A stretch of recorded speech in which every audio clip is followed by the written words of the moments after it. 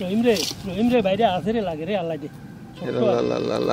ছোট্ট মানা যাক উঠু রহিম নেট আটকা দিব রেছে নেট টালো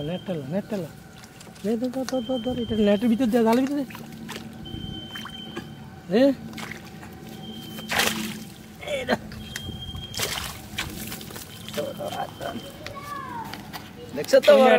এই যে জামাল ভাই একটা মাছ ধরেছেন, ধরা পড়েছে। তো সারা দিছি এখন আর ওই কেঁচো দিয়ে ধরেন, আর কিছু দেন? আটা আছে না, বোনের আটা, পাউরুটি আর পাউরুটি, পিঁপড়ার ডিম এগুলো। পিঁপড়ার ডিম দেন না? এখন দেই না, মাছ ছোট তো। আচ্ছা, বড় মাছ হইলে হয়তো পিঁপড়ার ডিম দিলে কামে লাগবে। কি মাছ উঠে এখানে? ছোট রুইতের বাচ্চা টাচ্চা। এই খালটার নাম কি? এটা হলো অশ্বদিয়া খাল আর কি। আপনি মাছ কত বছর এভাবে মাছ ধরেন আপনি? মানে না আমার তো মাছ ধরা কোনো পেশা নাই। আমার মাছ ধরা কেন পেশা নাই? না পেশা না, হয়তো বাড়িতে আসি আই কখন বাইলাম ফাইলাম না ফাইলে নাই। ঠিক আছে, এটা তো অনেকে নেশা, বসি দিয়ে মাছ ধরা। না আমার এরকম নেশা নাই। এই যে তো বাড়িতে ছিপ আছিল, 3টা ছিপ আছিল, একটা ছিপ সেরো নিয়ে গেছে। ছিপগুলো যে আপনার, এটা আপনার নিজের না? তাহলে আপনার তো ছিপ যেহেতু নিজের আছে, বলতে হবে যে আপনার কিছুটা ভালোবাসা আছে এর প্রতি, মাছ ধরার প্রতি একটা আগ্রহ আছে। বসি আগ থেকে বাইতাম, সেটাই বললাম যে এটা আগ্রহ আছে, ভালোবাসা আছে। না হলে তো এই যে আপনি ছিপ, এই যে আপনি নিয়ে সকাল ধরি, ওই দেখেন না ওই ছোট্ট একটা বাচ্চা পাইছি দূরা। এই বসি দিয়ে যারা মাছ ধরে তাদের এক ধরনের ভালোবাসা থাকে এটার প্রতি, যার ফলে অবশ্যই ভালোবাসা না থাকলে কি আর বসি থাকে? হ্যাঁ, যার কারণে দেখা পাইলো। আমার মনে হয় এই বছরের ভিতরে আমি আজকে একটা ছোট রুইতের বাচ্চা পাইছি, ওই দিনে এটার থেকে একটু বড় একটা রুইতের বাচ্চা পাইছি। এটাই আমার মনে হয় 1 সপ্তাহের উপরে পাইছি। প্রত্যেকদিন খালি বাড়িতে যে চিল্লি করে, তারপরও কই যে বাড়িতে বসে থাকি, কি করুম, কতক্ষণ তার সময় কাটাই। সময়টাও যাক, নিজেরও ফাইলে তো ফাইলাম, না ফাইলে আর কি করা যাবে। ভাবি কি মাঝে মাঝে আপনাকে ডাক দেয়? অবশ্যই কইব, সংসারের যাবতীয় টুকিটাকি কাজ আছে না। সংসারে তো সবারই টুকিটাকি কাজ থাকে। মানে আপনি যেহেতু এইটা বসে থাকেন, সেহেতু আপনার কাজগুলো ব্যাঘাত ঘটে। এই যে দেখেন মাছ ধরা যে আপনার নেশা, এবং সেই নেশার কারণে আপনি কিন্তু সময়টা আপনার কিভাবে যায় আপনি নিজেও কিন্তু টের পান না। আপনার শুধু মনের ভিতরে আকাঙ্ক্ষা থাকে যে বড়শিটা ফেলবেন, মাছে খোটাবে, আপনি টান দিবেন, মাছ হয়তো উঠবে। আপনার একটা এই ধরনের এক ধরনের আশা থাকে নাকি?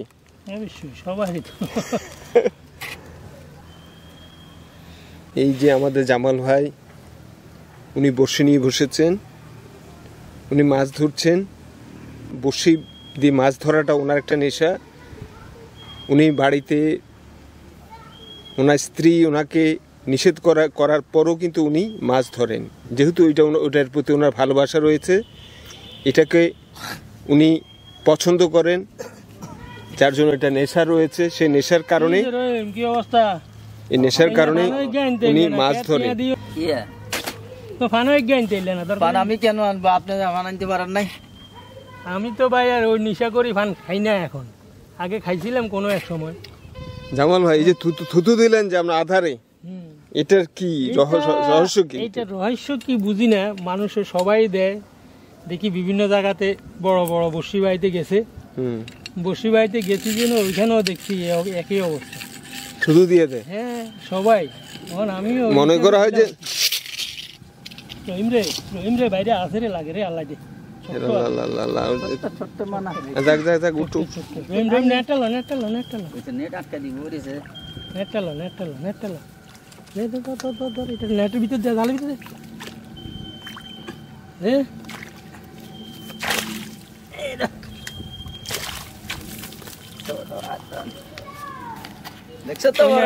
এই যে জামাল ভাই একটা মাছ ধরেছেন, ধরা পড়েছে। 1.5 ঘন্টা পর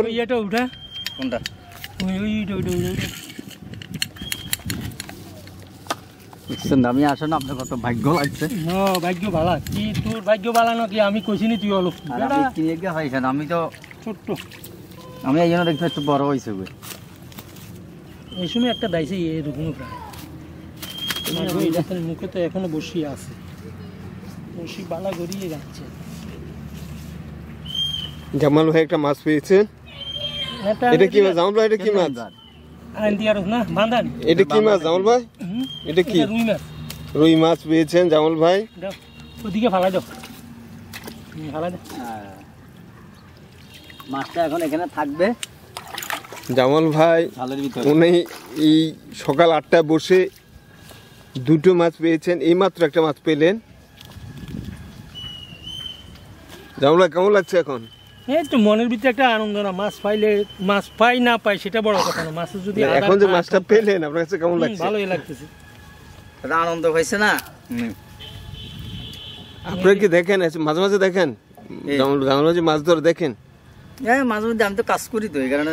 কারণ অনেকে আমি যেমন আমাদের কথা বলছি, যখন মাছ ধরা হতো আমরা যখন ছোট ছিলাম বা যখন অবসর থাকতাম, ছোটর কথাই বলছি, যখন ছোট ছিলাম তখন মাছ ধরা দেখতাম, ভালো লাগতো, নিজেও মাছ ধরতাম, মাছ ধরাও দেখতাম।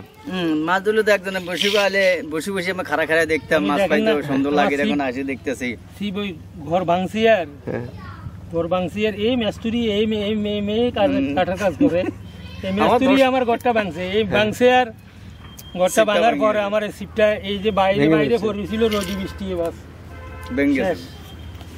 মানে এইবারে একবারে সিপ টুকরে ভাঙি একবারে কয়েক টুকরো হয়েছে। তাহলে এই সিপটাকে আপনি কি করেছেন? এরপরে বাঁশের এই সিপটা ফালাই দিয়ে মানে নতুন কিনি না, বড় মাছ নাই তো এই জন্য। আচ্ছা আচ্ছা, কথা বুঝছেন? এখন বাঁশের একটা ইয়ে লাগাই দিয়েছেন না? একটা লাগাই রাখছি আর কি, ওটা আগে এমনি অন্য সুতা দিয়ে এমনি ছিল আর কি, ওটা লাগাই রাখছি এখন। এই যে জামাল ভাই নির্বিচ্ছিন্নভাবে উনি বড়শি বেয়ে চলেছেন, উনি বড়শির আধার লাগাচ্ছেন। এই আধারে কি কি দেন আবার একটু বলেন জামাল ভাই। না আধারে তো আমি এখন বেশি কিছু ব্যবহার করতেছি না বলতে আমার সারাগুলো আমি এখানে বানাই নাই, আমার সারাগুলো আমি কুমিল্লা থেকে আরো 3 বছর আগে বানাই আনি রাখছিলাম। আচ্ছা, ওই সারাগুলো দিয়ে এখন আপাতত, ওই সময় তো খাল টাল কাটছে আর বাড়াইতে পারিনি। 3 বছর আগে চারা এখনো আছে? না বাড়াইব কি, নষ্ট হয় না এটা? না এটা প্লাস্টিক দিয়ে বানাই, এটা বইমু বড় ছিল তো নষ্ট হয় না? না থেকে যায়, সারা থাকে, সারা নষ্ট হয় না। আচ্ছা, তো এটা ওই চারাতে কি কি আছে যেটা কিনে এনেছে? কি কি আছে ওই চারাতে? ওই চারাতে অনেক কিছু, মানে কি কি দরকার, মানে কি কি আছে একটু আমার একটু বলেন। মেথি আছে, খৈল আছে, ধরেন আপনার এই যে মিষ্টির গাদ, তারপরে মিষ্টির আবার ওই একটা ছাঁচ জাতীয় একটা আছে, মিষ্টির ছাঁচ, এগুলো আছে। এরপরে আপনার খৈল আছে, কুমড়া, মেথি, তারপরে জিরা জাতীয় মশলা, একটা সেন্ট জাতীয় কয়েকটা মশলা আছে, এগুলার কেজি প্রায় 12,000-13,000 টাকা করে, 1 তোলা 2 তোলা করে কিনছি।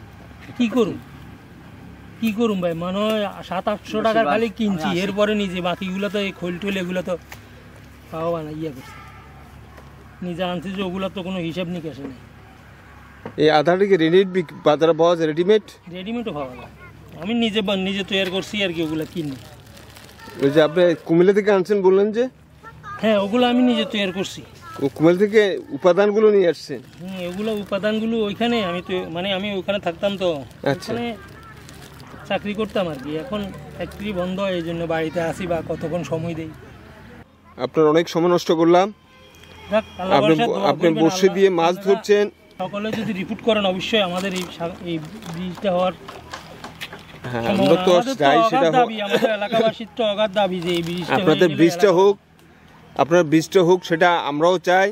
কারণ আপনারা এই ব্রিজের কারণে, সেতু না থাকার কারণে আপনারা যেভাবে পারাপার হচ্ছেন, সেই পারাপারটা অনেক ক্ষেত্রে ঝুঁকিপূর্ণ। কারণ ছোট ছোট বাচ্চারা এই ব্রিজ দিয়ে, এই খোলা ব্রিজ দিয়ে যখন স্কুলে যায়, কলেজে যায়, যারা যাতায়াত করে একটা ঝুঁকির ভিতরে যাতায়াত করে।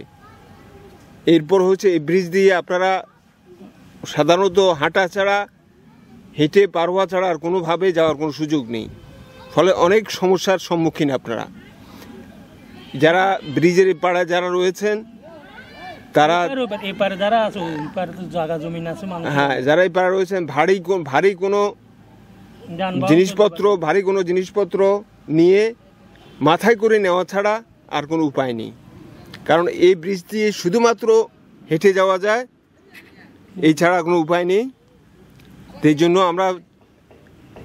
আমার কামনা হচ্ছে, আমার চাওয়া, আপনাদের চাওয়া, সকলেরই চাওয়া, এই যে মেয়েরা ব্রিজের উপর দিয়ে যাচ্ছে, এখন পরীক্ষা মেয়েদের, হ্যাঁ পরীক্ষা, তারা যাচ্ছে, হেঁটে যাওয়া ছাড়া তার কোনো গতি নেই, কোনো গতি নেই। এই জন্য এই ব্রিজটা হোক, সেটা সকলের দাবি। তো ঠিক আছে জামাল ভাই, আল্লাহ হাফেজ। ভালো থাকবেন, শুভকামনা রইল।